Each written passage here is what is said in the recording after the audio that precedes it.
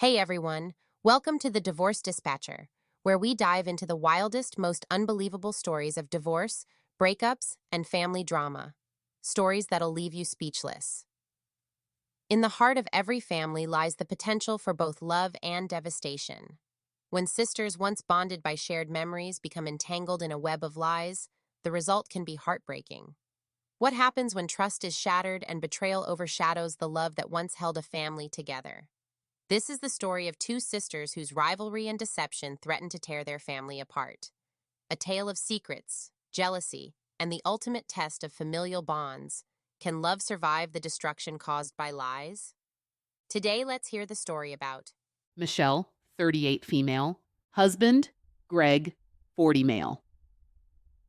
Married for 13 years with 2 kids, 12 female, 8 male. I thought my life was perfect. We had the house, the kids, the busy weekends filled with soccer games and PTA meetings. On the outside, we were that picture-perfect family, and people always said Greg and I were the couple they envied. He was handsome, charming, and successful, a lawyer in a top firm in the city. We met in college, and like all love stories that seem too good to be true, we fell in love fast. We got married right after graduation, and for a while, life was bliss. But life has a way of slowly unraveling, and the clues were there all along. I just didn't want to see them. Maybe because admitting something was wrong meant tearing apart the illusion we'd built. And I wasn't ready for that. The early signs. I remember when it started, Greg began coming home later and later. His excuses were always work-related, and being a lawyer was demanding. I get it, but when you stop eating dinner with your family night after night, something's off. At first, I brushed it off. This is just what life looks like when you're climbing the career ladder, I'd tell myself. But the more time he spent working late, the more isolated I felt. I couldn't shake the feeling that Greg was slipping away from me, and every time I tried to bring it up, he'd dismiss it. "We're fine, Michelle. You're overthinking this," he'd say, barely looking up from his phone. And I believed him. I wanted to believe him. Then came the lack of intimacy. It's embarrassing to admit, but we hadn't been intimate for months. I thought it was just stress. After all, raising 2 kids and juggling jobs could wear anyone out. But something didn't add up. I'd catch Greg smiling at texts on his phone, or he'd step out of the room to take a call, and my stomach would twist with suspicion. Yet I couldn't confront him. What if I was wrong? What if I was just being paranoid? One night, after I'd tucked the kids into bed, I walked past Greg's office.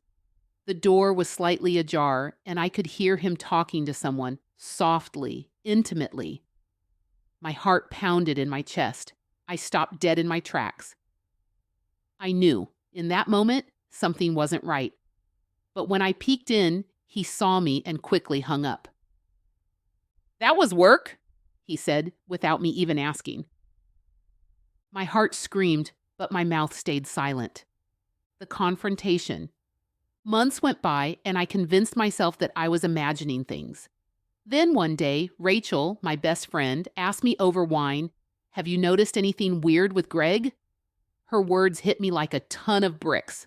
I wanted to scream. I wanted to cry. But instead, I laughed it off, like a woman in denial. "Of course not. Greg's just busy with work." But Rachel wasn't buying it. "Michelle, I saw him with someone at the restaurant near my office. They looked close." My heart sank. That was it. The confirmation I needed but dreaded. That night, after the kids were asleep, I decided to check Greg's phone. I know it's wrong, but I had to know. I waited until he was in the shower, and with trembling hands, I opened his messages. There it was. Text after text with a woman named Jessica. Explicit messages, plans to meet up. He'd been seeing her for over a year. My stomach churned, and I ran to the bathroom to throw up. How could he do this? To me? To our family? When he came out of the shower, I confronted him. My voice was shaking, but I didn't care anymore. "Who's Jessica?" Greg froze. He knew the jig was up. For a split second, I saw panic in his eyes before he quickly shifted to anger. "You went through my phone?" he shot back, completely ignoring the actual issue. "I did, and I saw everything." The color drained from his face. He tried to explain, to downplay it. "It was just a fling. It didn't mean anything." I slapped him. I couldn't help it. All the pent-up anger, the betrayal, the lies, it all exploded out of me. I kicked him out of the house that night. The fallout. Greg tried to win me back. He apologized, begged, and promised it would never happen again. But I couldn't trust him. The damage was done. I decided I wanted to file for divorce, and that's when things really got ugly. He said he would fight me on everything: custody, the house, even our bank accounts. He made me out to be the bad guy to our kids, telling them I was tearing the family apart. I had to sit my 12-year-old daughter down and explain that her father wasn't the man she thought he was. It was the hardest conversation of my life. Our son, being only 8, didn't fully understand. He just wanted his dad back. But how could I bring him back into our lives when he had destroyed everything? Questions for the Divorce Dispatcher. 1. Can infidelity impact the division of assets or custody in a divorce case like mine? 2. How can I protect myself financially when Greg controls most of the money in our marriage? 3. Will my kids be forced to spend time with Greg even though they're angry with him for cheating? Divorce Dispatcher here, you rang? Michelle's story is a heartbreaking one, but it's important to note that infidelity, while emotionally devastating, doesn't always play a major role in how assets or custody are divided. In most no-fault divorce states, the courts are focused on dividing marital property equitably and ensuring that both parents maintain a healthy relationship with the children. You are both entitled to an equitable portion of the house, bank accounts, retirement accounts. However, if Greg used marital funds to support his affair, paying for hotel rooms, gifts, or trips, then Michelle might have a case for recouping those expenses. As for custody, courts prioritize the children's best interests. If Michelle can show that Greg's behavior negatively impacted the kids and his ability to parent the children, it could influence custody arrangements, but he'll likely still be entitled to shared custody unless there's clear evidence that he's unfit. Update 1. Life after divorce. It's been a year since the divorce was finalized. I'd love to say that things are perfect now, but the truth is, healing takes time. Greg moved in with Jessica not long after we split. I can't say I'm surprised. What did surprise me, though, was how quickly my daughter turned against him. She refuses to go over to his place and barely speaks to him. Greg, of course, blames me. He says I'm poisoning the kids against him, but I don't have to say a word. They see him for who he really is now. Our son, though, still wants his dad. He misses him, and that's been tough. We're still figuring out custody arrangements, but at least I have full control of the house now. Small victories. As for me, I'm taking it day by day. Therapy has helped. My therapist asked me recently, "What do you want for yourself now that this chapter is closed?" Honestly, I don't know. I'm just trying to rebuild, piece by piece. Questions for the Divorce Dispatcher. 1. How do I handle custody when my daughter refuses to see her dad? Can the court force her to go? 2. Can Greg's ongoing relationship with Jessica affect our custody arrangements or child support? Divorce Dispatcher here, you rang? Michelle's situation with her daughter is tricky, but courts generally try to maintain both parents' relationships with their children, even when one parent refuses to engage. That said, as kids get older, their preferences hold more weight in custody decisions. If Michelle's daughter continues to refuse visits, it's possible the court will take her wishes into consideration. Try to encourage her to go to see her father. Let her know that he loves her and what he did to me is not about her. Also, maybe recommend they do some form of family therapy to help her express herself to her dad in a safe environment. As for Greg's relationship with Jessica, unless there's evidence that it's negatively impacting the children, it won't affect child support or custody.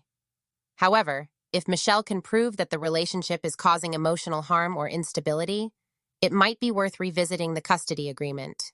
Our second story is about two individuals whose paths intertwine in unexpected ways, leading to challenges they never saw coming until Kevin, 35 male, wife, Jessica, 34 female, married for 10 years with one child, 6 male. Jessica and I met in college. She was the kind of woman who turned heads wherever she went, gorgeous, ambitious, and incredibly driven. We were that couple everyone envied. We got married just 2 years after graduation and everything seemed perfect, at least on the surface. For the first few years of our marriage, I thought we were happy. We traveled, we bought a house, and we had our son, Ben. Jessica was always busy, working as a yoga instructor and fitness coach, with a side hustle as an influencer. Her energy was magnetic. She had this way of making you feel like you were the center of her world, even when she had a million things going on. But over time, that energy started to feel more like distance. She became more secretive, always on her phone or out late for work. But I trusted her. I believed her when she said she was just stressed from her growing business. It wasn't until a few years into our marriage that I started to notice the cracks. Little things, like her phone never leaving her side, or the way she'd stop smiling when she saw me looking over her shoulder. I convinced myself that it was nothing. I didn't want to be that husband, the paranoid one, the early clues. One night after putting Ben to bed, I walked into our bedroom and saw Jessica on her phone laughing quietly. Her back was turned to me, and when I asked her what was so funny, she quickly locked the screen and said, "Oh, just something from work." It stung, but I let it go. After all, I didn't have any concrete reason to suspect anything was wrong. I told myself that this was just the busy phase of our lives. Work, a young child, the stress of making everything work. I didn't want to believe my wife could be hiding something from me. But the distance between us kept growing. Our conversations became shorter, less meaningful. The intimacy was gone. She'd kiss me goodbye in the mornings and rush out the door without a second glance. When I brought it up, she brushed me off, saying I was imagining things, that she was just tired. And again, I believed her.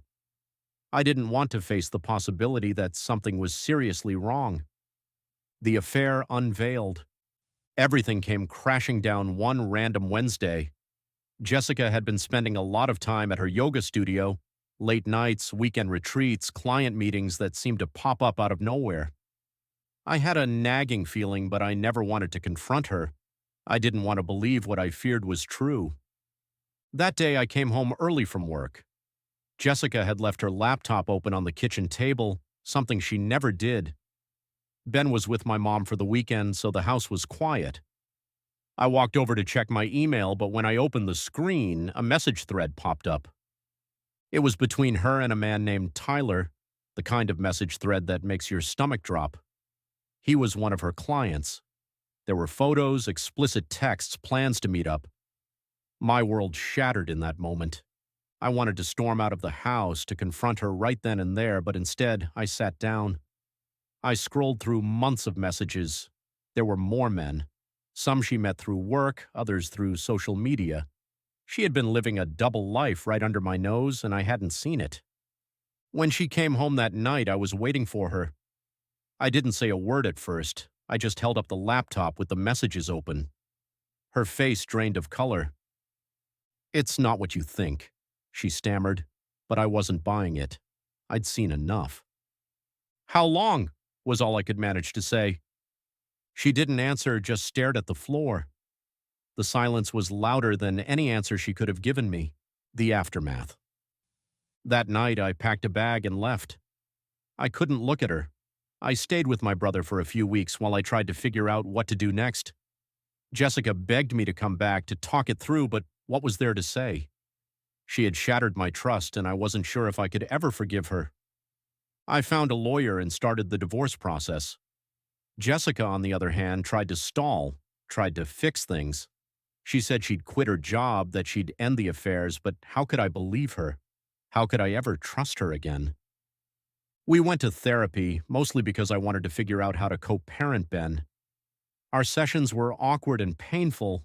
She cried a lot, talked about how she felt lost in our marriage, how she needed attention that I wasn't giving her. I sat there, numb, wondering how she could blame me for her actions. I was there. I was present. I worked hard, came home, took care of our son. But apparently that wasn't enough. Questions for the divorce dispatcher. 1. Can Jessica's affairs impact custody decisions, especially since some of the men were around our son during her work trips? 2. Is there any chance I could gain full custody of Ben, given her actions? 3. How can I protect myself financially during the divorce, knowing Jessica will likely try to take as much as she can? Divorce Dispatcher here, you rang? Kevin's story highlights a difficult situation many people face during divorce: infidelity. When it comes to custody, courts primarily focus on the best interest of the child. Kevin's case may have more weight if he can prove that Jessica's affairs were detrimental to their son's well-being, particularly if any of these men posed a danger or disrupted their family dynamic. As for full custody, that's a possibility, but Kevin will need to show that it's in Ben's best interest to live with him full-time. Courts don't automatically strip parents of custody for having affairs, but if Kevin can demonstrate that Jessica's behavior has harmed their child, it may influence the court's decision. Financially, Kevin needs to document everything.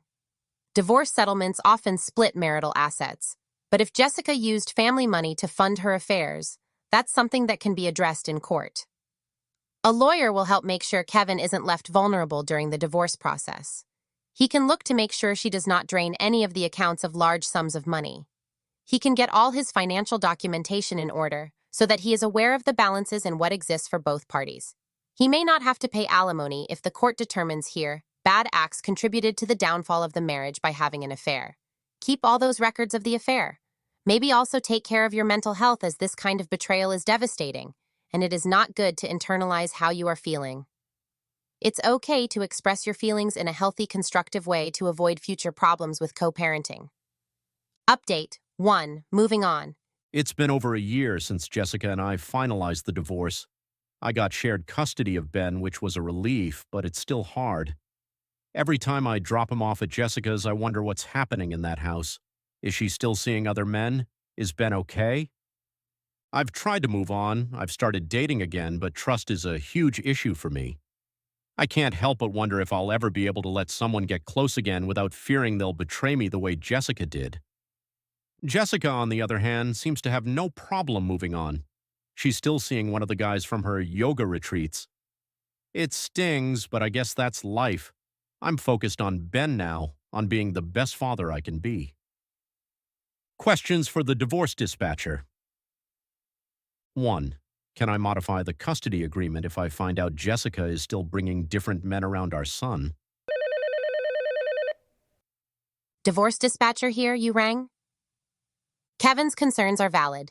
If Jessica continues to bring different men into their son's life, and if Kevin can prove that it's causing instability or emotional harm, he may have grounds to modify the custody agreement. Documentation is key.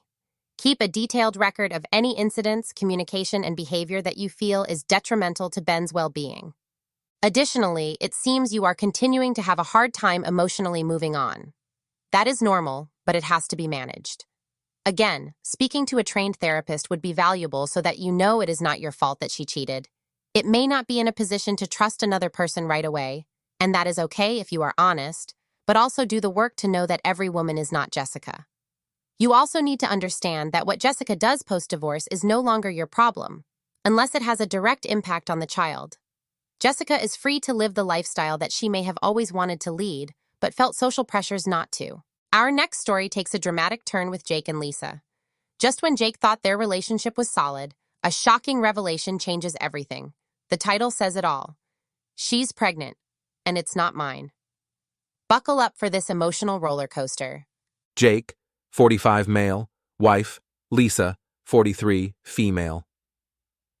Married, 20 years, 3 kids, 16M, 14F, 9M. Lisa and I had been married for 2 decades. We met in our 20s, fresh out of college, full of hope and ambition. She was my best friend, my partner, and the mother of my 3 kids. We built a life together, weathered the storms, and came out stronger, or so I thought. For years, everything seemed normal. We had our ups and downs, like any couple, but we always found a way to make it work. Or at least, I believed we did. But looking back now, I can see the cracks were always there. Little things I ignored, small moments of distance, words left unspoken. The real betrayal didn't come out of nowhere. It was slow, like a festering wound that I didn't notice until it was too late. The first signs. Lisa and I had always been close. We did everything together. Weekend trips with the kids, date nights, family holidays. But about 2 years ago, I started noticing a change. She became more distant, more secretive. She'd take her phone with her everywhere, even. To the bathroom, which she never used to do. At first, I thought it was just work stress. She had recently taken a big promotion, and the long hours were wearing on her. I tried to be supportive, tried to give her space. But then there were other things. She started dressing differently, sexier, more daring. She started going out more, without me. Just meeting up with the girls, she'd say. But it didn't feel right. Something was off. I couldn't put my finger on it, but the woman I had loved for over 20 years was slipping away from me. I started noticing little things too, like how she'd suddenly have plans when I wanted to spend time with her, how she'd be on her phone late at night, texting someone. When I asked her about it, she brushed me off. "It's nothing, Jake. You're being paranoid." The bombshell. Then came the bombshell that destroyed everything. It was a Sunday morning, and Lisa and I were sitting at the kitchen table drinking coffee. She looked tense, like she had something to say but couldn't find the words. Finally, she blurted it out. "I'm pregnant." I stared at her, confused. We hadn't been intimate in months. The last time we tried, she pushed me away, saying she was too tired. "How?" was all I could manage to say. Her eyes filled with tears, and she whispered, "It's not yours." The words hit me like a freight train. My heart stopped. I felt like the ground had been ripped out from under me. "What do you mean it's not mine? Who?" My voice cracked. I couldn't even finish the sentence. She broke down in sobs, confessing everything. She'd been having an affair with a co-worker for over a year. They'd been meeting up during lunch breaks, after work, whenever they could sneak away. She told me she didn't plan for this to happen, that it just did. She swore she still loved me, that she didn't want to lose me, but how could I believe anything she said anymore? The fallout. I walked out of the house that day and stayed with a friend. I couldn't even look at her. The next day, I contacted a lawyer. There was no going back from this. She had destroyed our family, and there was no fixing it. Lisa begged me to stay. She promised to cut off the other man, said she'd do whatever it took to save our marriage. But the damage was done. Every time I looked at her, all I saw was betrayal. We tried therapy, but it was a disaster. I couldn't sit in the same room with her without feeling the rage boiling inside me. Our kids started to notice the tension. They asked me what was wrong, and I had to lie to them, tell them everything was fine when it was anything but. Questions for the Divorce Dispatcher. 1. How can Lisa's pregnancy affect our divorce settlement and custody arrangements? 2. Can I contest paying child support for a child that isn't mine, even if Lisa and I are still legally married? 3. Should I be documenting her affair and the impact it's had on our family for the divorce proceedings? Divorce Dispatcher here? You rang? Jake's situation is complicated, especially with Lisa's pregnancy by another man. Legally, when a couple is married, the husband is often presumed to be the father of any children born during the marriage. However, if Jake can prove that he's not the biological father, through DNA testing for instance, he may be able to contest paternity and avoid paying child support for the new child. This will depend on the laws in his state, so working closely with a lawyer is crucial. As for custody of their existing children, Lisa's affair and pregnancy may factor into the court's decisions, particularly if Jake can show that her actions have had a negative impact on their kids' well-being. Documenting everything will be key in ensuring that Jake is protected financially and legally as they move forward with the divorce. Update 1. The new baby. It's been 6 months since Lisa gave birth to her daughter, and as hard as it is to admit, I'm not involved in her life. The DNA test confirmed that I'm not the father, and Lisa's affair partner has taken on that role. Our divorce is almost finalized, and I've managed to secure primary custody of our 3 kids. The kids have had a tough time adjusting to the changes.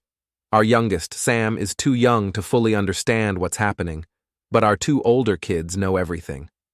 They're angry at their mom, and I don't blame them.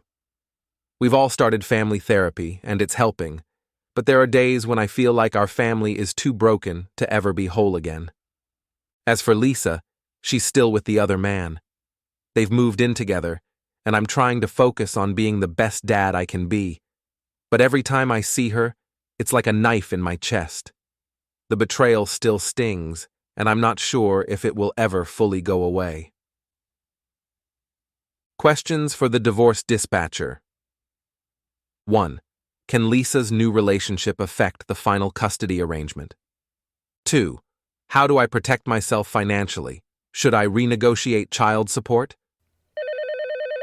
Divorce Dispatcher here. You rang?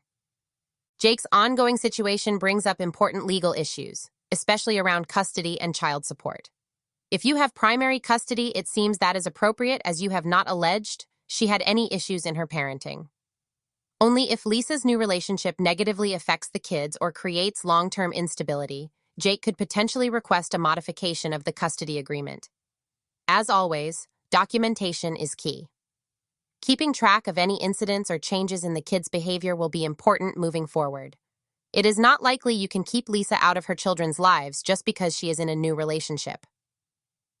As for child support, Jake should definitely work with his lawyer to ensure that everything is handled fairly. It doesn't seem like you should be paying child support if you have primary custody. However, depending on your ex-wife's income, it is possible.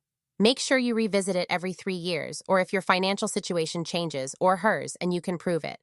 Her new partner's income is not used to make a determination of child support. She is still responsible for that. Up next is our 4th story, Double Life, Double Trouble. When secrets run deep and deception takes over, lives can spiral out of control. This story dives into the chaos that unfolds when someone's hidden life finally comes to light, and how it threatens everything they hold dear. Stay tuned for a tale of lies, consequences, and the fallout of living a double life. Sarah, 30 female. Husband, Ryan, 32 male. Married, 8 years. 1 child, 3 female. Ryan was everything I thought I wanted in a husband. Charming, good-looking, successful.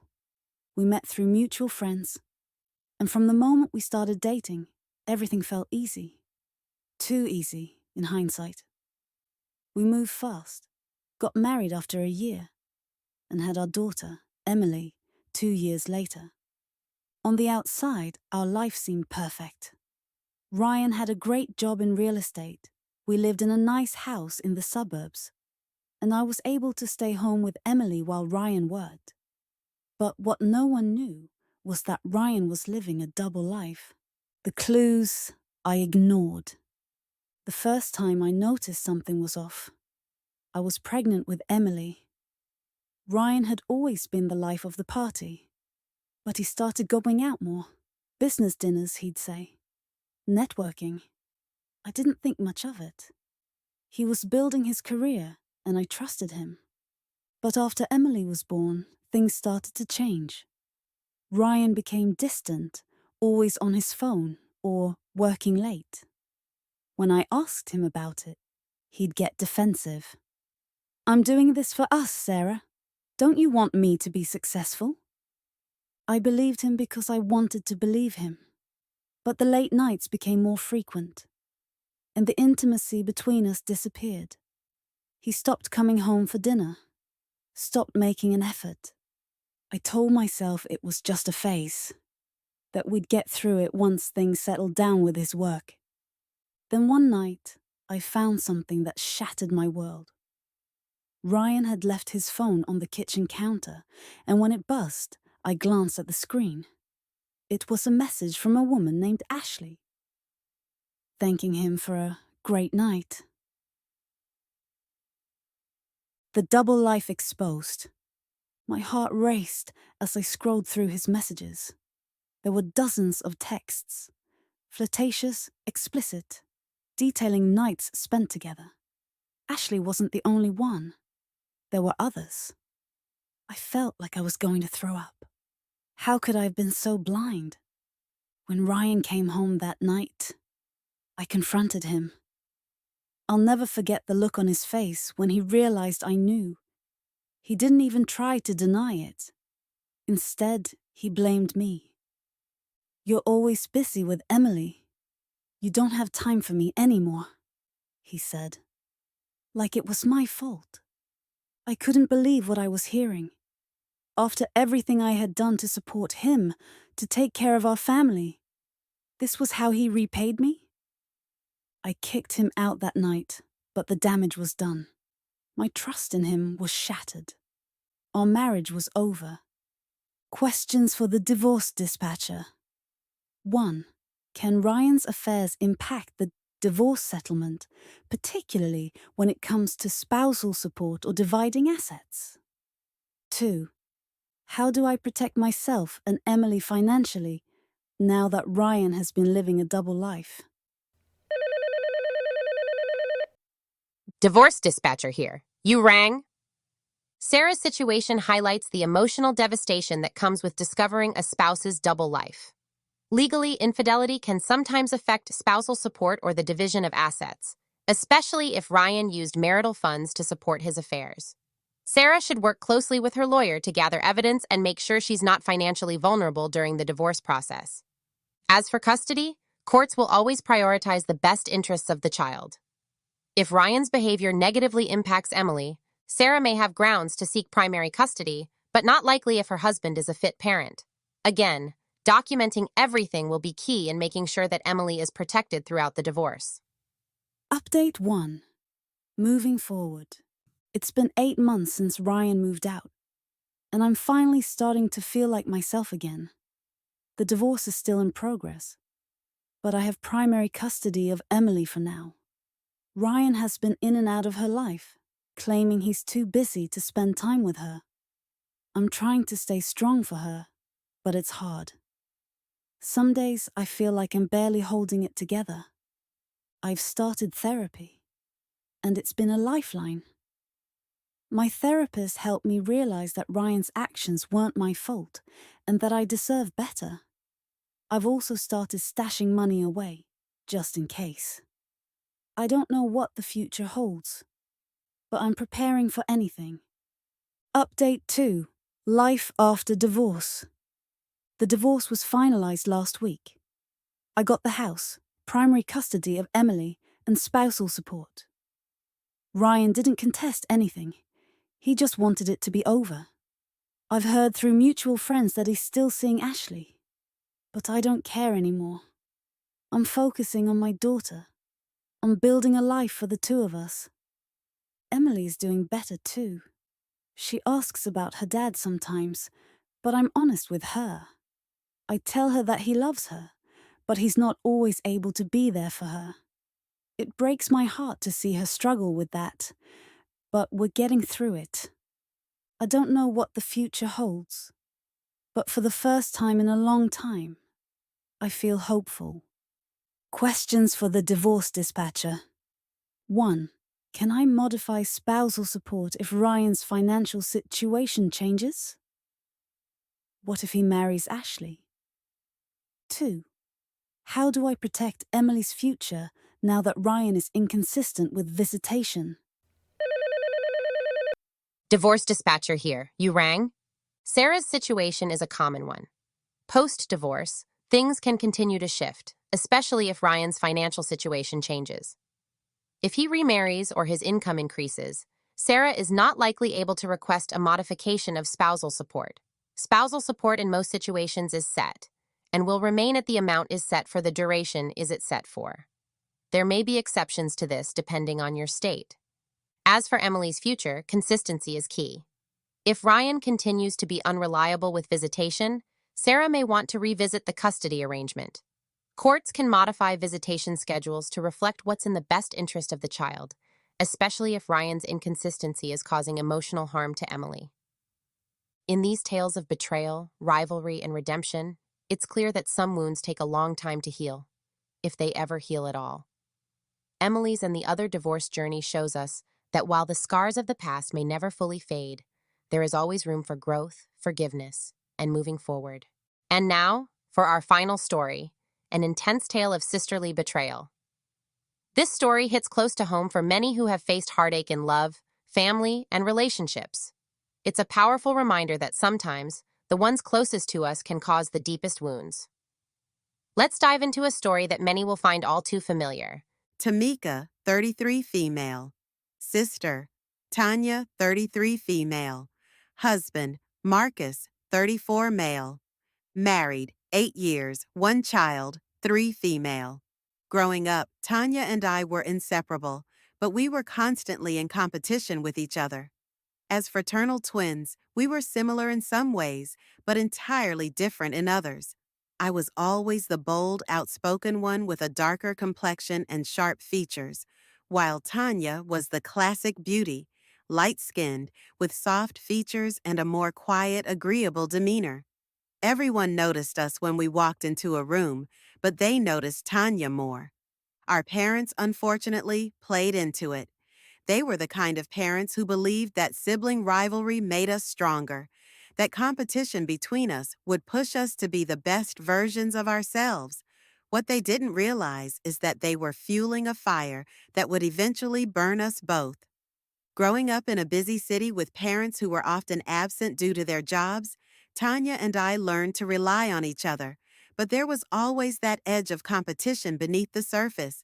Whether it was over who got the best grades, who was more popular, or who looked better, the rivalry never stopped. If you weren't shining in some way, you were ignored. That's just how our parents were. But Tanya was always one step ahead. She was the one who caught their eye, the one who could do no wrong in their eyes. I loved her, but I hated that no matter what I did, I could never seem to measure up. And the worst betrayal of all came when we were in high school. High school betrayal. I had started dating Malik, one of the popular guys in school. He was charming, handsome, and everything a high school girl could want. I thought he was mine, my one little victory over Tanya, the girl who always seemed to get everything. But I was wrong. It was at one of our parents' work trips, where they left us alone for the weekend. Tanya and I threw a party, inviting everyone from school. I was excited to hang out with Malik, to show everyone that I was the one with the perfect boyfriend. But as the night went on, I started to notice Tanya and Malik getting a little too close for comfort. I shrugged it off at first.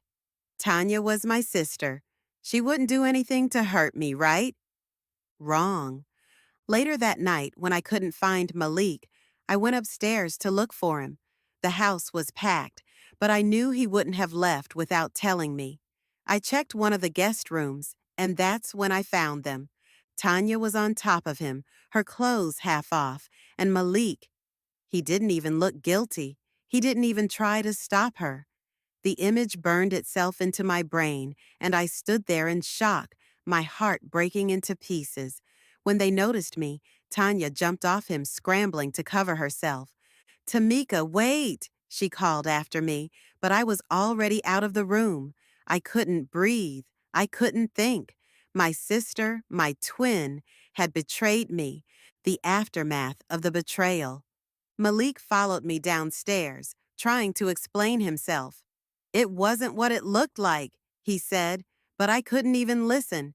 What I saw was exactly what it looked like. "You came on to him, didn't you?" I shouted at Tanya when I finally confronted her the next day. She was trying to play the innocent victim, acting like Malik had made the first move, but I knew better. I could see the guilt in her eyes. I didn't mean for it to happen, Tamika, she said, but it didn't matter. I didn't care who started it. She had crossed a line, and things were never the same between us after that. Our parents were furious when they found out, but not for the reasons you'd think. They didn't care about my feelings. They were just embarrassed that everyone at school knew about the scandal.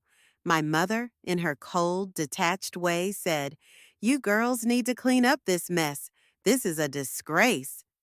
It wasn't about me. It wasn't about the betrayal. It was about appearances. And from that day on, I never trusted Tanya again. After high school, Tanya and I went our separate ways. She went to a different college, and I focused on my own life, trying to leave the past behind. But no matter how far I went, I couldn't escape the competition. Even as adults, it was still there, unspoken but ever present. Tanya met Marcus a few years after college, and their romance was like something out of a fairy tale. He was everything she had ever wanted: successful, charming, and completely devoted to her. They got married in a grand ceremony, and I was right there, standing next to her, pretending to be happy for her. But deep down, that old jealousy was still bubbling under the surface. I was still searching for someone who made me feel the way Malik had. But no one ever measured up. And when I noticed Marcus looking at me a little too long, brushing up against me when no one was watching, I ignored it at first. I told myself it was just my imagination, but it wasn't. The attraction between Marcus and me grew stronger, and eventually it was too much to ignore.